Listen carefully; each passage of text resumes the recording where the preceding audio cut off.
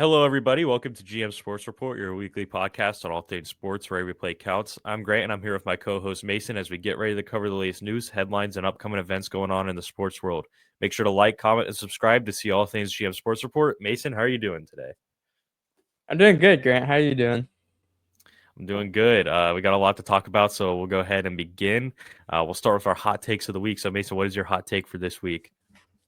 My hot take is that in this point of time, from what Colson Loveland has shown, it's really you can see why he was drafted ahead of Tyler Warren. I think he just fits that Bears offense so much better from what they're looking for, because you can tell that he is not playing like a rookie. You see from guys around the league who have really shown that they have a little bit of growing up to do.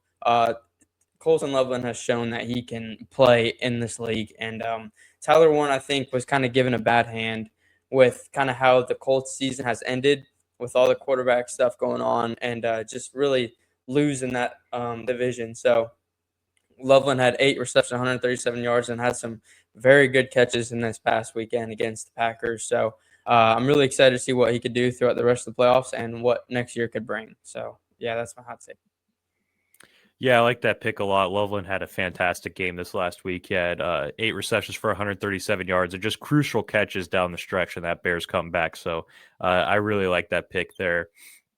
For my hot take of the week, I'm also going Bears related, and that is I think Alex Bregman saved the Bears season. Obviously, I'm kind of joking when I say that, but I just think it's kind of funny and worth noting that when the Bears were getting absolutely destroyed by the Packers, a notification was spreaded around on X that Alex Bregman had signed with the Chicago Cubs. And right after that happened, the Bears made a miraculous comeback and ended up winning that game. And even Alex Bregman himself was posting on his Instagram story a photo of the Bears saying that, kind of leaning into the joke that he saved the Bears season. So that's my hot take for this week. Whatever you think, buddy. All right. All right. Now we're going to go ahead and get over to our underdog of the week. So, Mason, I'll let you go ahead and pick your underdog. Yeah, so if you've been following the NFL for a while, you know this name, and that is Eric Kendricks, NFL veteran. He was once known for leading that Vikings defense a few years back, and he had 10 total tackles, including the game-sealing deflection that Jalen Hurts threw into triple coverage while having a clean pocket, wide open pocket with the game on the line. So, yeah, huge shout out to Eric Kendricks. Really showed why he should be back in this league for that defense. Yeah, it's a great pick. For my underdog of the week, I'm going with the receiver for the Houston Texans, Christian Kirk. He had a big game last night in that Houston Texans versus Steelers game. 8 receptions for 144 yards and a touchdown. We know that Nico Collins ended up getting hurt late in that game, and Kirk was able to step up and give some big moments for that Texans team to be able to win this game. So I wanted to shout him out. Someone that was really good for Jacksonville is now on the Houston Texans. So, yeah, Christian Kirk. Nice. All right, we'll go ahead and stay in the NFL section. We're going to go ahead and get right into our takeaways from the wild card games. So, Mason, I want to hear what you have to say, what some of your takeaways are from the wild card games in this last week. So first, I'm gonna go over a love-hate watch that I did this past weekend, and that is the Niners at Eagles. Niners had no reason to win this game in the slightest. They're on their 4th-string linebacker. That's the reason why Eric Kendricks had to come back and play for them. Kittle tears his Achilles early, really goes down. Was a big target for Brock Purdy in that offense. Trent Williams not playing, so that left side of the line, he's really the staple of the whole entire O line. He was not playing. So Brock Purdy, McCaffrey, Demarcus Robinson, and Jawan Jennings really put the team on their backs, as well as Eric Hendricks, who, like I said, was a staple for that defense. And just really took advantage of a lacking Eagles offense. And I'm not too sure what the future holds for that team off of what they have together, but Eagles really struggled. A.J. Brown had 3 crucial drops in an elimination game after crying for the ball all year. I think it goes into the account of how bad that this team is managed. You can get all the players that you want that the payroll allows you to get. But if you can't, mesh them together and be coachable, this is the exact result that happens. You have a good vibes bunny in the locker room earlier in the year. You just kind of knew that this team wasn't going to be what they once were. And I think that the Eagles' name does not hold as much value as they once did after winning that championship. So that is one quick takeaway. And my other takeaway is that the Rams versus Panthers ended up just like it was earlier in the year. It was a phenomenal game. Bryson and McMillan played very well. Defense couldn't hold the game, couldn't get a stop when it mattered, but it does hurt when you're going up against the MVP and Matt Stafford and Puka Nacua as well as Devontae Adams. So just really, really tough defense to stop. I think that the Panthers, some people may have thought that they're way in over their head, but they showed that they could be a good team. So huge shout out to them, and as well as a huge shout out to Colby Parkinson, who had one of the most clutch catches of the postseason so far on that last drive to ultimately win the game. And I cannot wait to see what the Rams and as well as the Panthers can do next season. So Rams, I'm hoping to have a very long playoff run to come. And those are kind of my two big takeaways. I'm sure we're going to get into a little more with you talking. Yeah. I like what you're talking about with the Eagles and especially the AJ Brown side of thing. It kind of leads me to a question. Do you think that AJ Brown played his last game with the Eagles? It seems like that's a relationship that's been on the brink of breaking up for a while now. I think so. You have two big ego-driven personalities between him and Sirianni. You saw them chipping or getting chippy with each other on the sidelines, and just knowing that how bad and how tense it's been all year. I think that this is AJ Brown's last game in the Midnight Green. Yeah, I think I'm gonna have to agree with you there. It just feels like there's no repair after what happened this last week. No. But we'll see. Yeah. All right. My first takeaway for the wild cards was that I was wrong about the Chicago Bears. I know that the last few weeks now I've been kind of saying on this podcast that I think the Bears are a great young team, but I don't really see them having potential to make noise for this season as far as contending for a Super Bowl. But I'm willing to admit that I was wrong because after watching their comeback this last week, granted it was against the Packers defense who really was struggling in that second half.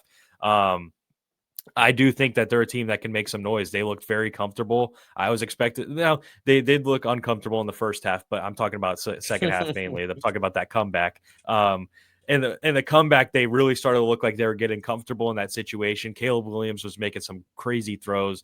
We obviously saw that throw he had on the run on fourth down where his season's on the line. To see a guy in his first ever playoff game make a throw like that was really impressive and really eye-opening. And I think that their receiver core of Burden, Odunze, and Moore is a really solid receiving core. I think they have one of the more underrated running back rooms in the league with Monangai and Swift.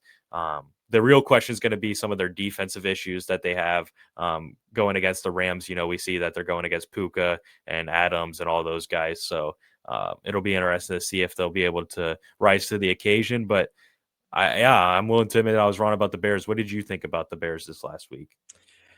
I thought so. You kind of went over the second half, and I couldn't agree with you more on those aspects of the game. I am more concerned about the start of the game. You could see Ben Johnson. It felt like he was uncomfortable when it came to fourth down efficiency and some of those play calling.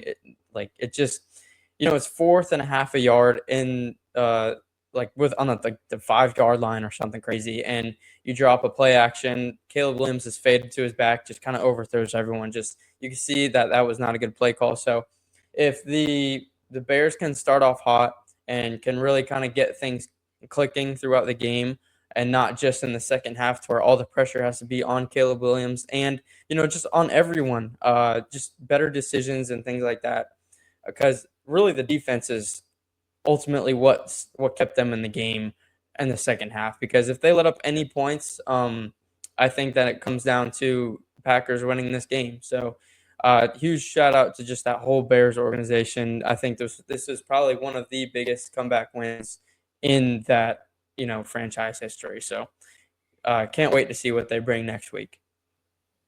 Yeah. Do you change your viewpoint on the Bears? Because I know you agreed with me. We were kind of in the same boat last week, but did your viewpoint Yeah. change on them at all?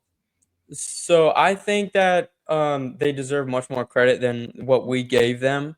I don't see them making the Super Bowl, in my opinion. I still think that it's a toss up between the Rams and the Seahawks. I think those are the two teams to beat, in my opinion. You know, they have guys that Hmm. have played in the league much longer and have gelled together and played, good high football for a while. So I think that the Bears still, they'll be in the mix. Just it's hard to put any them over those two teams. Yeah. Yeah, I the Seahawks and Rams are a different breed, so it's Right. going to take a lot to beat one of those two Mhm. teams for sure. Um, My next takeaway is more of a question. Does George Kittle being injured ruin the Niners' chances for winning a Super Bowl? I know we kind of saw them be able to get past it in the Eagles game, but moving forward here, is that going to be an issue for them? I think it will be. I think that the Niners are at a point in the season where every single asset matters. You see guys stepping up like Marcus Robinson and Jawan Jennings had a phenomenal game as well. Even just apart from the receiving side, and McCaffrey, he took everything that he had to take. Um, I think that it does hurt them because Purdy, it puts more stress on him. It puts more stress on the guys who may have not been in a situation like they're about to be. So I know Tonjes is a good tight end. He's not obviously as good as Kittle in my opinion, but the I think the experience is what matters most in the playoffs, and you kind of see it coming into an account, especially later in the stretch and where they are in the season. So I think that it is a big loss for them. Yeah, I'm gonna have to agree with you. I think that they're gonna that's gonna bite them in the future here. When you look at Kittle, he's kind of like I know McCaffrey's the best player on the team, but it kind of feels like Hill's more like Yeah, the yeah. heart and soul of the team, like the He's locker the room guy Joe. that Yeah. everyone. Yep. Yeah, he's the gel. And I think that they're gonna miss that. When you look at the 49ers this season when they were really struggling at some points, it was because Kittle was out of the lineup, and when they started heating up again, and Kittle Mhm. was back in the lineup. Granted, Purdy was also in and out of the lineup towards the beginning of the season with his injuries as well. So there's more factors than just Kittle, but that was one of the reasons. And I think that Kittle is probably Brock Purdy's favorite target on the as far as the receiving end of things goes. So we'll see if they'll be able to make an adjustment. Christian McCaffrey's going to have an even bigger load now than what he had before. Um, so we'll see what goes on with them, but it will bite them in my opinion. Mhm. All right. My other takeaway is kind of just something I noticed. Justin Herbert is now 0-3 in the playoffs. And I think I know you have different opinions about this, but I really think Justin Herbert was a big reason why they lost this game. I think he struggled, and I think that this is starting to become something to look at and be like, all right, is Justin Herbert not built for the playoffs? Because 0-3 now, we got to have that conversation.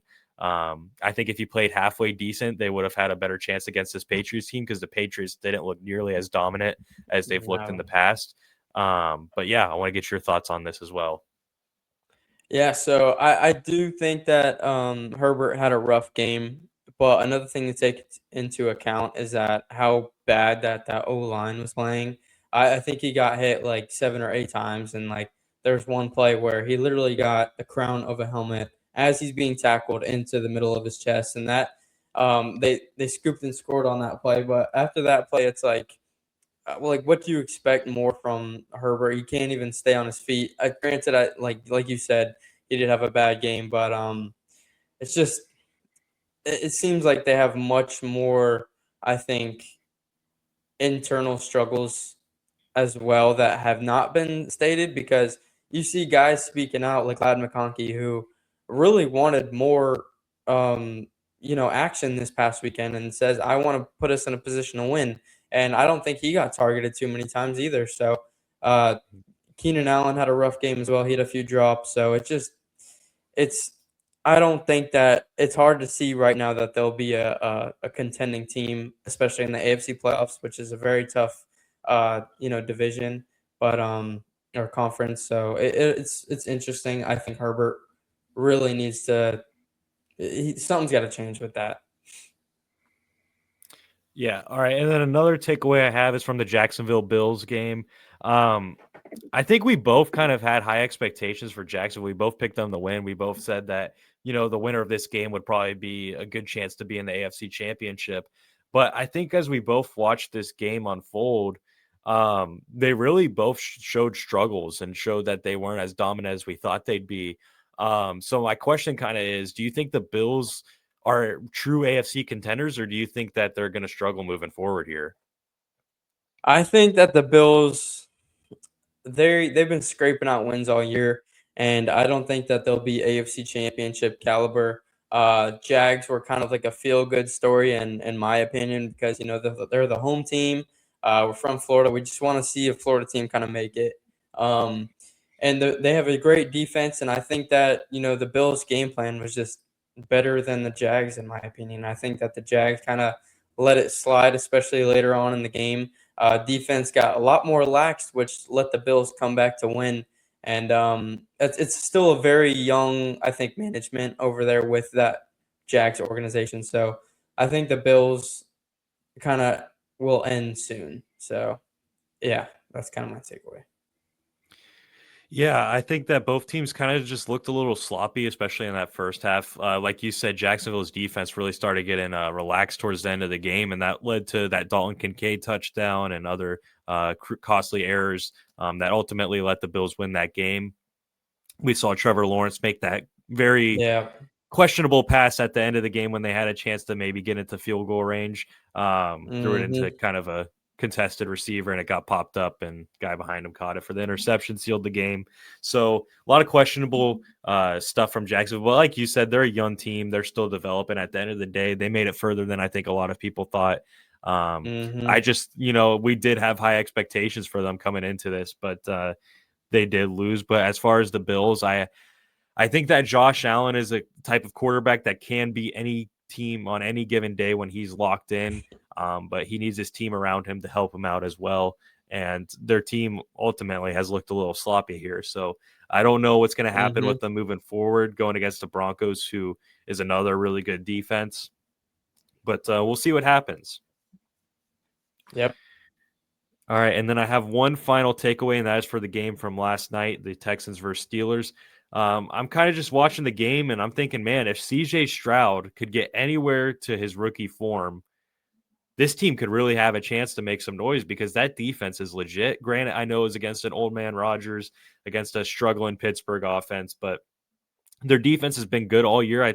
They have the number one defense in the league, so yeah, I think if CJ Stroud could just kind of get it going here, maybe we can see something happen, but I'm interested to hear your thoughts on this. Yeah, absolutely. You can tell, or CJ Stroud had 3 turnovers on his own, and that defense ultimately kept them in that game, letting them win it nonetheless. And yeah, I've not been high on the Steelers' offense or their play calling at all. I think that their strongest, aspect was their defense, always been their defense, and for them to just get out physical by the Houston Texans, it's a really good feeling that the defense is kind of making a big impact on the game much more than rather than the offense just lighting it up for 400 yards. Excuse me. So, yeah, or CJ Stroud, I think if he does have a good game, it'll be a much better outcome for them through the rest of the playoffs. But I do think that this is a good starter game for them. A weaker team, and now they're going up against the juggernaut of the AFC in some people's minds, the Patriots. So I think that they have a good chance of winning. I think that if the Chargers defense did what they did against the Patriots, that the Texans defense could do much more.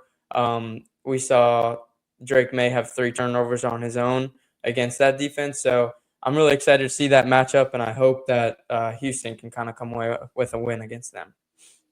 Yeah, we'll see what happens. Obviously, Nico Collins probably going to be out next week, so that could be a big factor Right, right. moving forward. But we'll see.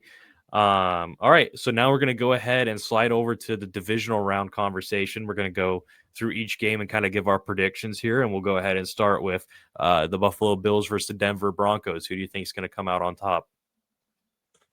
I think the Broncos will win. But again, it comes down to Bo Nix and that offense because the defense is going to be there and show up. They've been one of the better defenses in the league all year. And Bo Nix and the offense really just have to keep it together, and it's going to be hard to beat the Bills because, like you mentioned, Josh Allen is a winner. But it comes down to who has the hotter hand that day. So I'm going to go with the Broncos. It's so funny because you've been All actively right. speaking out against the Okay. Broncos this season. No, Yep. no, I'm I think getting the into Bills this. are just okay. Okay. Okay. Okay. I'm getting My into bad. it's funny because you've been actively going against the Broncos this season. I'm obviously not the biggest Buffalo fan. I'm a Dolphins fan, so why would I, root for Buffalo at all? But I'm actually going to pick the Bills this game. I just see them Okay. winning. I think that's where I was going at. You know what I mean? But All right. All I right. see. Yeah. I was about to go. I think I see Josh Allen. Willing his team to a victor. I think that the Yeah. Broncos Yeah. aren't Yeah. that big of a juggernaut to where it's like a real challenge for Josh Allen, but the Broncos, like you said, they go as far as Bo Nix goes. If Bo Nix is on and he plays one of Yes. his good games where he Absolutely. has like 400 yards and 4 touchdowns, then, you know, we're having a different conversation. I think Broncos win that game easily because of how good their defense is. So it really just comes down to Bo Nix, like you said, but I am going to pick the Buffalo Bills. Mm-hmm. I All like right. right now. I'm at like a 55-45 as far as Yeah, predictions. yeah. It can I'm go right. I either think way. I'm there with you as well. Yeah, I think I'm there with you as well. Um, Next game we have is the 49ers versus the Seahawks. Well, 49ers seem to be like on their last string, like the smallest string to be held up.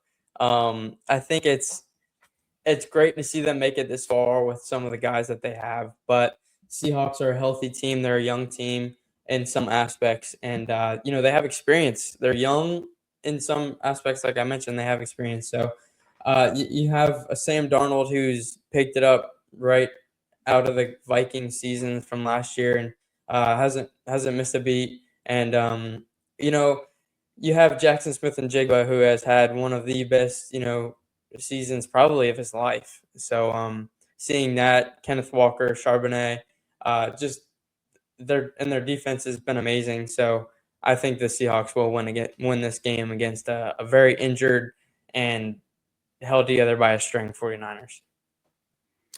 Yeah, last game we were saying we were 55-45. This game, I'm like 90% sure that the Seahawks are Mm, going to win this game. I like you said, I think that the 49ers, what they've done is very commendable. They've shown that they're still a competitive team despite all the injuries that they've suffered. But when you're going against a team like this Seahawks team, who's a very complete team and a fantastic offense with a fantastic defense, I just don't see how you have a chance. So I'm going with the Seattle Seahawks to kind of keep it short and sweet mm-hmm. here. Yep. All right. Next game we have is the Patriots versus the Texans. I'm going Texans. I really like what their defense did, and we saw, like I mentioned before, the Patriots struggled against a Chargers defense. So if they can really stick it to Drake May in that offense, I think that they have a good chance of winning. But like you mentioned earlier, CJ Stroud has to step it up. He has to be a quarterback to will his offense to scoring, especially without their guy Nico Collins. But Christian Kirk showed that he can play good, like that wide receiver one role for this team. So I'm gonna pick the Houston Texans. Yeah, so I think depending on who you pick for this game, it depends on how much you're willing to trust CJ Stroud. And Yeah. me Yep. personally, I don't trust CJ Stroud at all. We saw last night uh, the 2 fumbles, the 1 interception, 3 turnovers total. And now losing Nico Collins, I just don't see a world where he just magically gets it clicking. Personally, I think that Drake May is going to have a bounce back game. He's an MVP caliber player. I don't think he's going to have as bad as a game. Granted, I know the Houston defense is fantastic, but I think that they're going to be able to find a way to win this football game just because I don't really trust CJ Stroud personally. Mm-hmm. Understandable. It comes down to Yeah. coaching aspect too. Vrabel's been in this Yes. position before. D'Amico Ryan's, I don't think has. Yeah. for sure. All right, and then finally, this is going to be a fun one. We have the Rams versus the Bears. The Bears are a fun, feel-good team, but the Rams and what Matt Stafford has done, he's had very rough stretches, don't get me wrong. But some of those drives in the clutch, just like Caleb Williams too, though. Just like Caleb Williams too. It's gonna come down to, I think, who has the hotter hand throughout most of the game.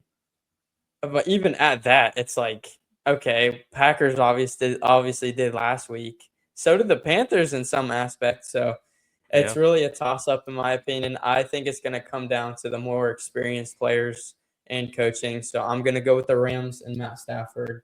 But I would not be surprised if the Bears somehow willed and came back to win this game. So yeah. Yeah, this game I'm really leaning both ways here. I really don't know who to Mm-hmm. pick. I think it's going to be such an exciting game. I could see it being very high scoring.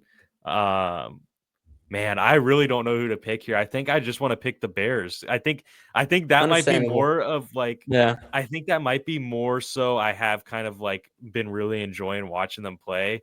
So I think this might Yeah. be a Yeah. little bit of a personal pick here. Um, but I don't know. I that win they had against the Packers left a really good taste in my mouth. And I just can see them beating the Rams. I think the Panthers kind of surprised me of how close of a game they kept it against the Rams, and it kind of showed me that I think the Rams can be beat. And if the Bears play a disciplined game, I can see them winning. Yep. 100%.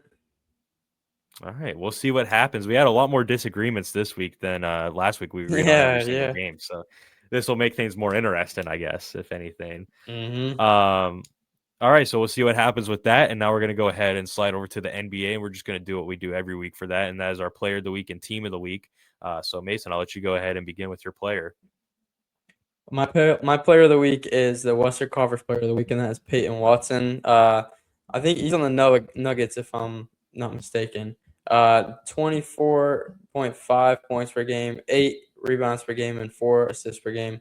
They're 3-1 in the last 4, so they've been looking good. I feel like I feel like this would kind of be a good segue into the team of the week, but I'm just gonna say it anyway. I think that the NBA right now, everyone's kind of in a lull where everyone's in their kind of rough stretch. And I was looking at the last 10 for a lot of these teams, and like most of them been like 5-5, 6-4 and stuff. So where it's kind of like all right, just gotta break through this bad part and then we'll see better basketball along the way. But yeah, Peyton Watson for the Denver Nuggets.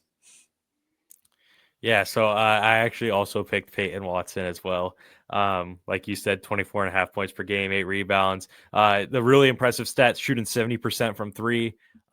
Just Mm, really stepping up here with Jokic going down. We obviously know he's out for a few weeks now, or actually a couple of months, I believe, but he's really stepped up and started having some 3. big games.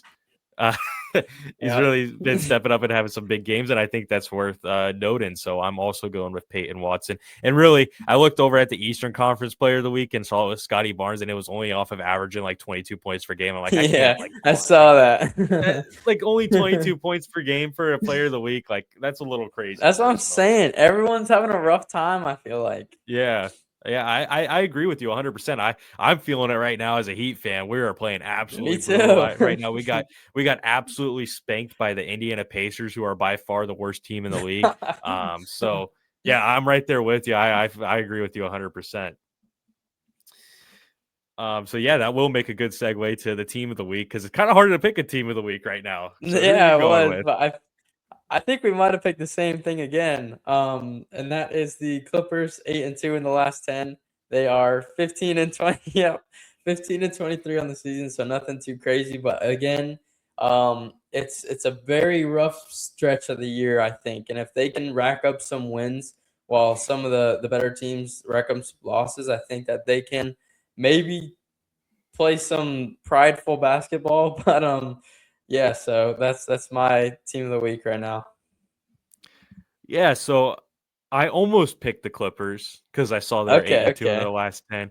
But my Yeah, reason yeah. and I didn't pick them is like, how are you 8-2 in your last 10 and you're still 9 games under 500? Like that's an issue, I man. know. Like I know. that's an issue. But I went with the Phoenix Suns, who are also 8-2 in their last 10, and kind of a team that really hasn't been talked about a lot. They're putting together a good season of Right. 24 wins and I think Mhm. about 16 losses or something like that.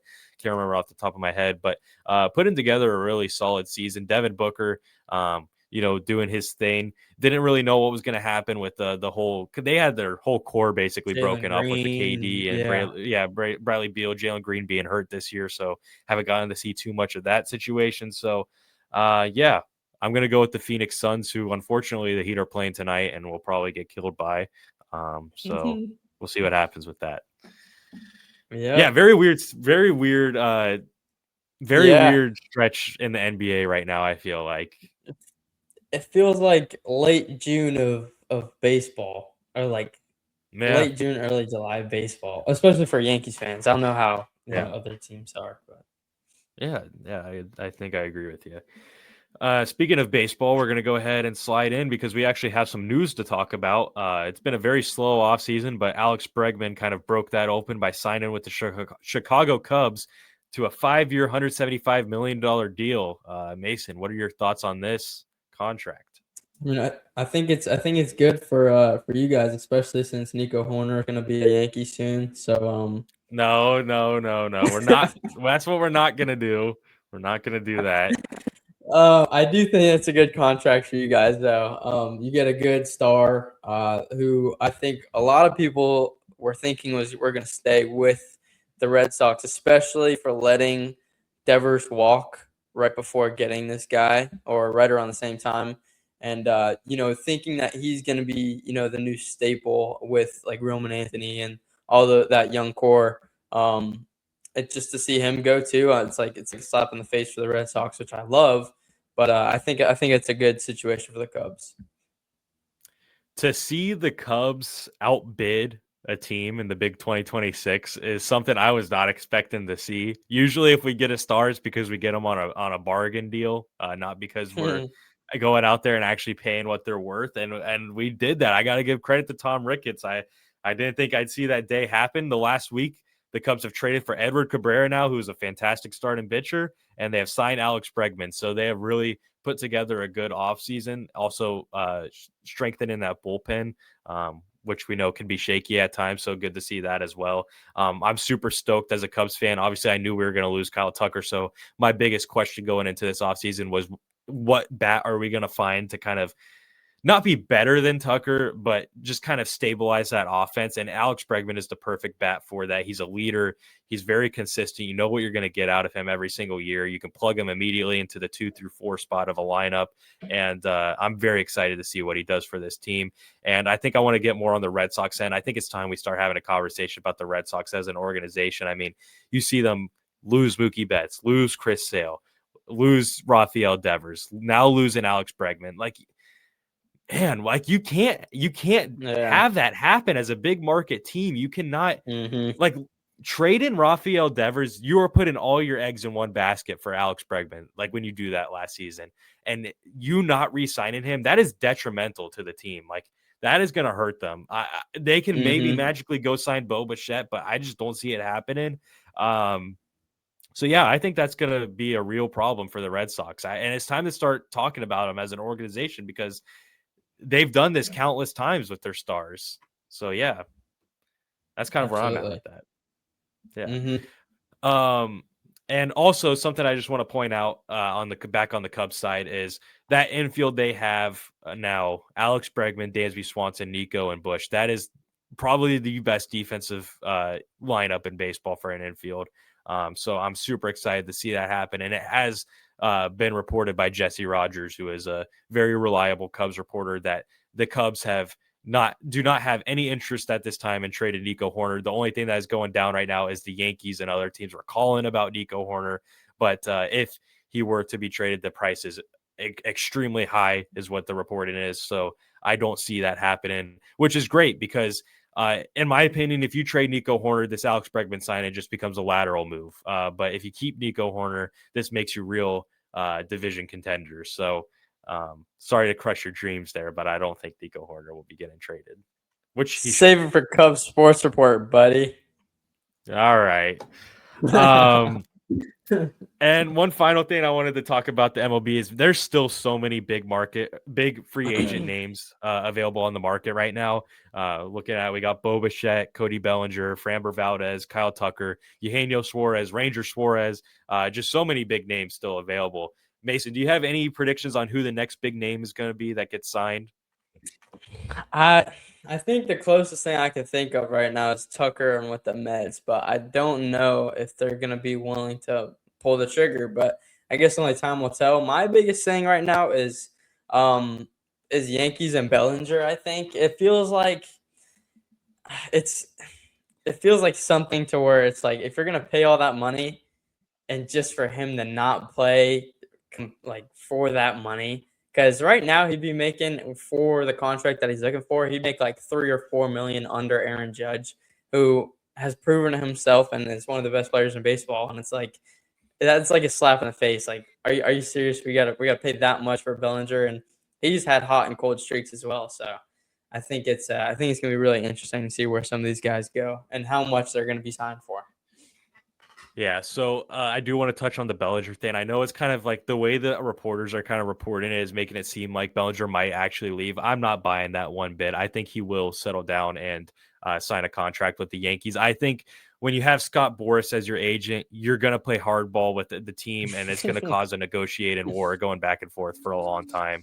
So I think they will settle down and end up getting a deal done. It always is. So, yeah, that's kind of where I stand. I still see Bellinger staying with the Yankees. But my next prediction, who I think the next big name is going to be that gets signed, I think it's going to be Bo Bichette. We saw that he met with the Phillies on Monday, and it just got reported by John Heyman that the meeting went really well. So I think the Phillies might actually have a chance at landing Bo Bichette. We'll see what happens. But I think that'll be the next big name that falls, and that'll kind of open up the floodgates, I feel like, because then I think the Blue Jays were kind of waiting on the Bichette stuff because they were talking about Tucker more than anyone. And I think Tucker's probably deciding between the Mets and the Blue Jays. So I think that'll kind of start to open the floodgates a little bit. The Blue Jays don't need anyone else, man. Goodness. The Blue Jays have put together a really impressive offseason. If they land Tucker, that would put a huge exclamation mark on that team. Yeah. So, we'll see what happens over the next week or so in the MLB. And finally, we're going to go ahead and slide over to college football. Just kind of give our quick predictions. I'm actually going to participate in the prediction side because I've been on a hot streak lately. So, yeah. I don't even want to say anything. I just don't want Miami to win. And I'm a really big fan of Mendoza. The second straight week where he's had more touchdowns than incompletions. I think he's had like seven touchdowns in the past 2 games and like 5 incompletions or something crazy like that. So he's definitely deserved the first overall pick, honors as well as Heisman. So if he can stick with what he's doing, I think it'll be very interesting to watch. I think Indiana is the team to beat though. So I can't keep saying stuff like that though, because every time I say something against Miami, it's like, oh, I was right. I watch Miami every single game. I'm going to get a Miami National Championship shirt. I'm going to go to Miami during the National Championship. I'm going to go to Lola's. Brother, you are not a Miami fan. Stop it.